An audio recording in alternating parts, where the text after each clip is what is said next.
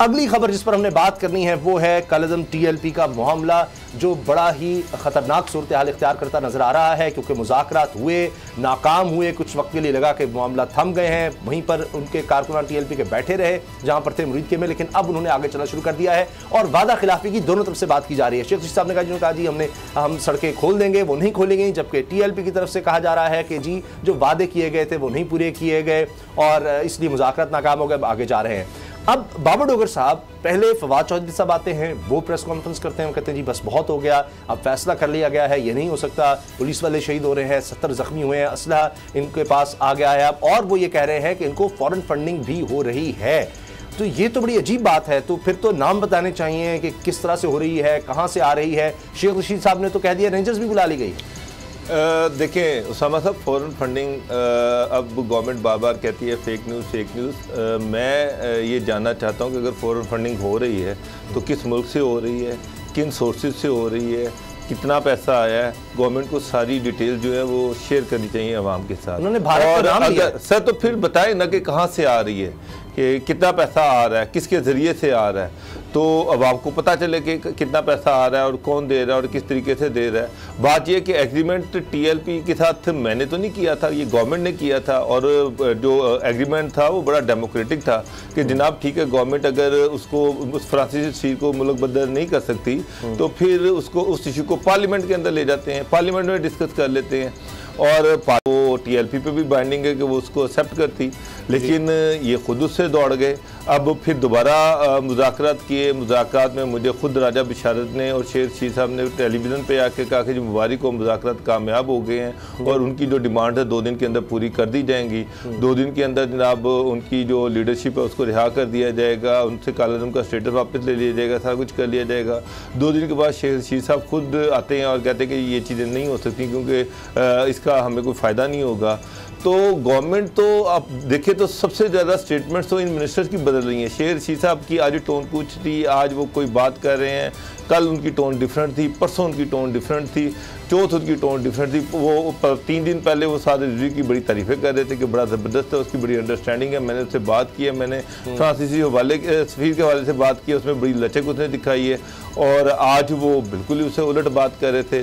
फिर बात ये है कि गवर्नमेंट जो है इनको चाहिए था उलमा इकराम को उसमें शामिल करते, उनसे बात करते, निगोशिएट करते, थोड़ा सा चले। वो अगर पुरअमन मार्च कर रहे हैं तो ये पहला मार्च तो नहीं है इस्लामाबाद की तरफ, इससे पहले भी मार्च हुए हैं। बार बार कहा जाता है कि पाकिस्तान की तारीख का सबसे बड़ा मार्च 126 दिन का हुआ था। तो उसके बाद मौलाना फजलुर रहमान ने भी मार्च किया, बाकी पॉलिटिकल पार्टी ने भी मार्च किया। मेरा मतलब खान साहब ने जो है उन्होंने मॉडल टाउन में जब डेड बॉडीज़ आई तो उसकी आवाज़ उठा के इमरान खान साहब ने भी एक मजहबी तंजीम का सहारा लिया और जाके वहाँ पर मार्च किया था। ये तो नहीं हो सकता कि उनका मार्च जो है वो जायज़ है और बाकी किसी का मार्च जो है नाजायज़ है। आप ये कहें कि जनाब के आप लोग टैक्स ना दें, आप PTV की बिल्डिंग पे अटैक कर दें, आप प्राइम मिनिस्टर हाउस पे चढ़ाई कर दें और कहें कि जी ये पुरअमन मार्च था और पुरअमन हम बैठे रहे हैं और ये दहशतगर्द हैं। तो मेरा मतलब कि ये मेरा मतलब ये मीडिया कोई गुलाम तो नहीं है कि जो ये कहेंगे उसको मान लेगा। मैं ये नहीं कह रहा कि जनाब अगर गवर्नमेंट को चाहिए कि सारी सूरत आवाम के सामने रखें। ये जो बार बार बयानात बदल रहे हैं, ये जो बार बार जो है ये आप देखें, कभी इनमें बड़ी रौनक आ जाती है, कभी ये बिल्कुल ही चेंज हो जाती है। अब भी उन्होंने कहा है बाबर साहब, अब भी शेख रशीद साहब ने कहा है कि जी पॉलिटिकल आदमी जो है वो दरवाजे कभी बंद नहीं करता, हम अभी दरखास्त कर रहे हैं, उन्होंने कहा दरखास्त कर रहे हैं कि वापस चले जाएं। अब गुलाम नबी साहब, इसमें जो लग रहा है कि तशद्दुद का अंसर जो है वो किसी तरह से नहीं आना चाहिए, उसको अवॉइड करना चाहिए किसी भी सूरत में। अब ये काफ़ी दिन ये हो गए हैं, कई दिनों से पहले धरना हुआ, फिर मार्च शुरू हुआ, फिर बीच में रुका रहा, अब दोबारा आगे शुरू हो गया है। कहा यह जा रहा है कि हुकूमत ने फैसला कर लिया कि जेहलम से आगे इनको नहीं आने देना।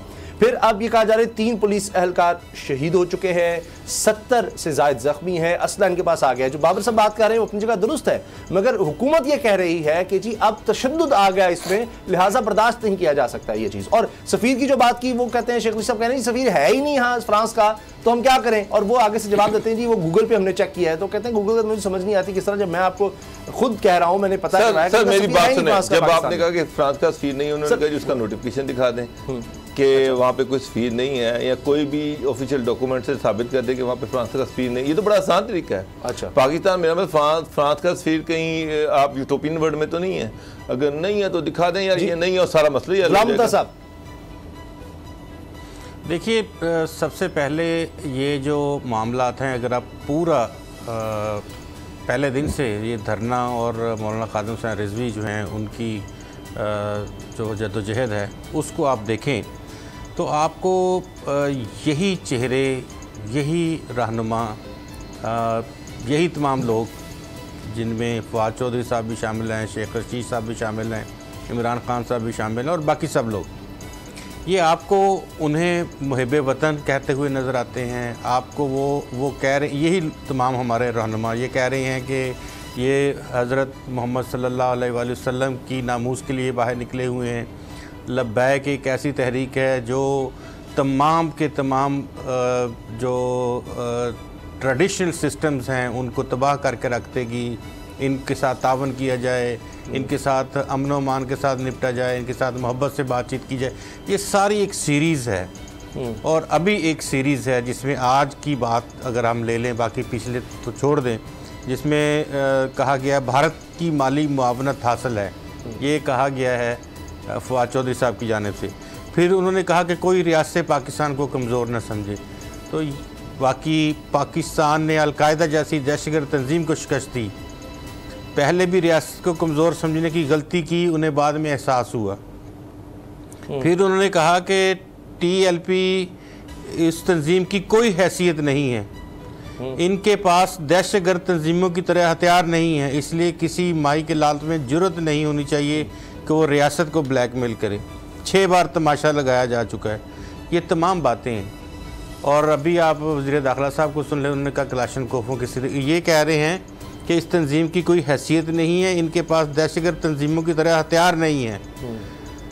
और कह रहे हैं शेख रशीद साहब के वो कलाशनकोफों से वार किए गए हैं और वहाँ पे सीधी गोलियां चलाई गई हैं। यानी कि ये फिर दोबारा से जो 3 साल से झूठ, मुनाफिकत और जिसको हम कह सकते खाली खोली नारे, बातें, जिससे पूरा सिस्टम चलाने की कोशिश की जा रही थी, सेम इसी मामले में भी वही नरेटिव, वही सिस्टम, वही झूठ, वही अनाद सामने रख के बात की जा रही है।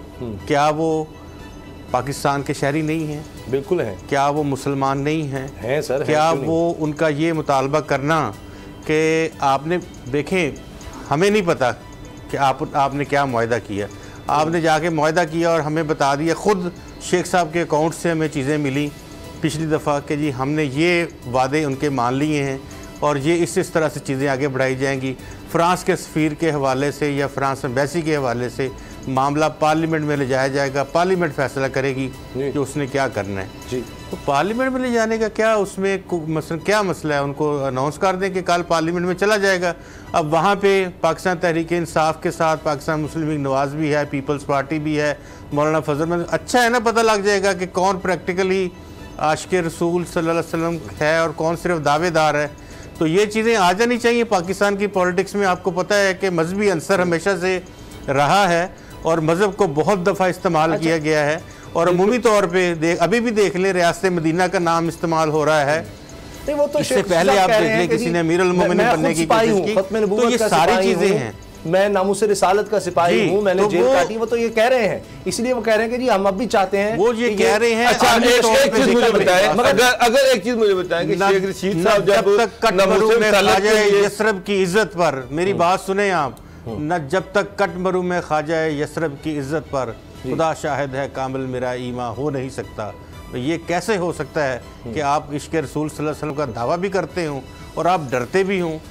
अल्लाह है, अल्लाह राज़िक है, अल्लाह मालिक है। अल्लाह के ख़जानों से जो चीज़ें मिलती हैं वो ना सऊदी अरब देता है ना IMF देता है।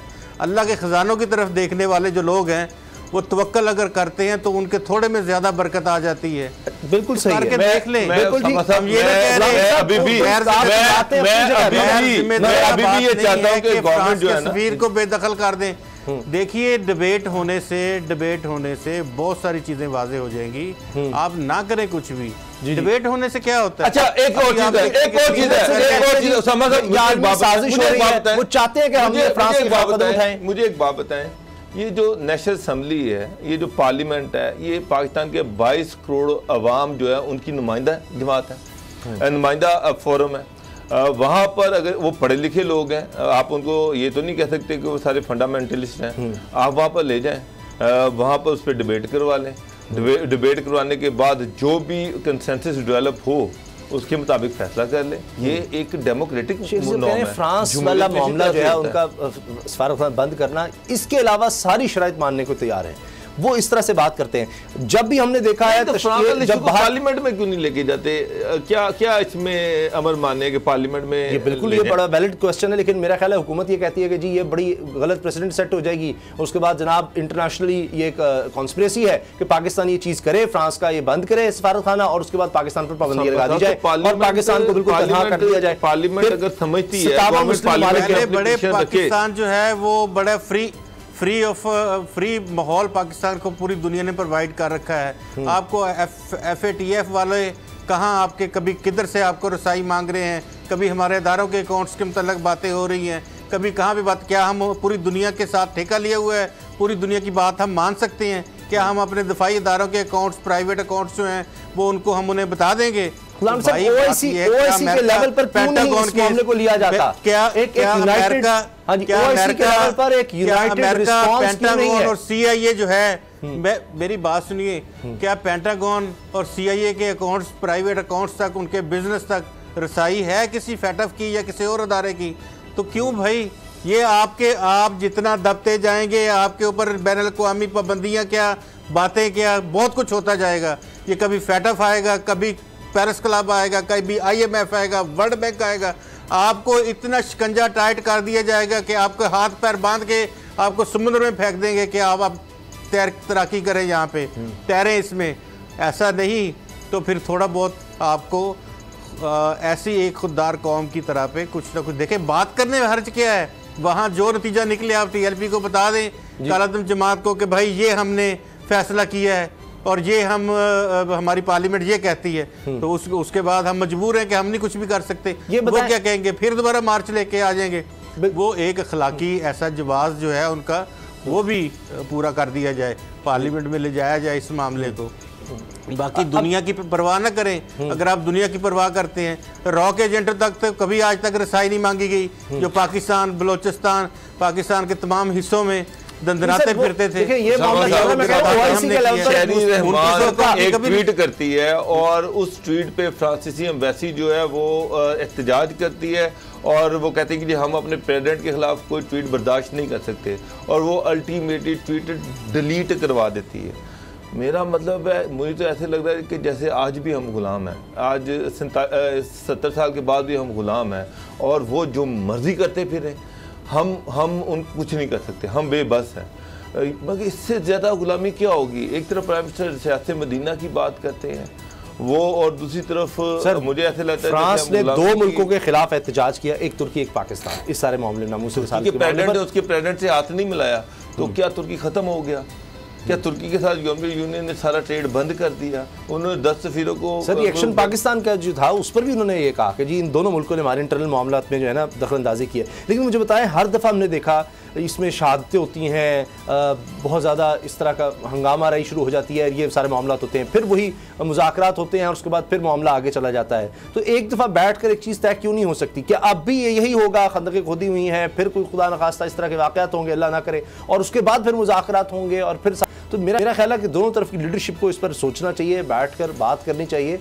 और अभी दोनों तरफ से जिस तरह पहले किया गया है, बजाय इसके कि चीज़ को इतना ज़्यादा लिंगर ऑन करके, जो भी है कि अगर ये हुकूमत ही ले आए, पार्लियामेंट में मामला ले आए, अगर उनकी ये शर्त है, और उसके बाद इस चीज़ को हल कर लिया जाए।